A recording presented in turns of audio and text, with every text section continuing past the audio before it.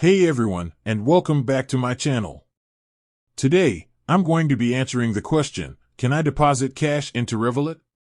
This is a question that I get asked a lot, and I'm happy to finally be able to give you a definitive answer.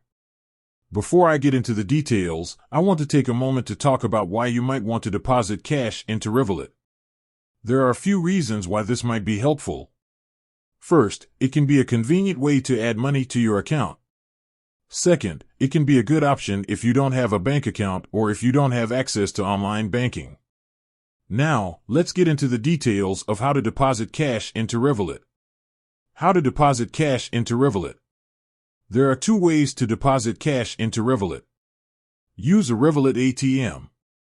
Revolut has its own network of ATMs that you can use to deposit cash.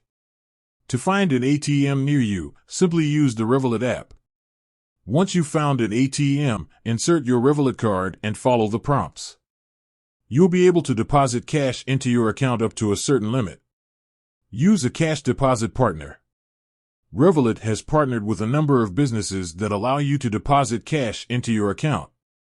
These businesses include 7-Eleven, Circle K, Family Dollar, Speedway, Walmart, Walgreens. To deposit cash using a cash deposit partner, simply follow the instructions on the Revolut app. You'll need to provide your Revolut card number and the amount of cash you want to deposit. Once you've completed the transaction, the cash will be credited to your Revolut account within a few minutes. Important things to know. There is a fee for depositing cash into Revolut using a cash deposit partner. The fee varies depending on the partner you use. You can only deposit cash into your Revolut account up to a certain limit.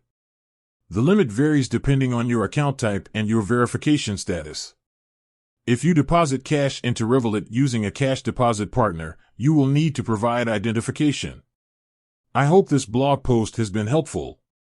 If you have any questions, please feel free to leave a comment below.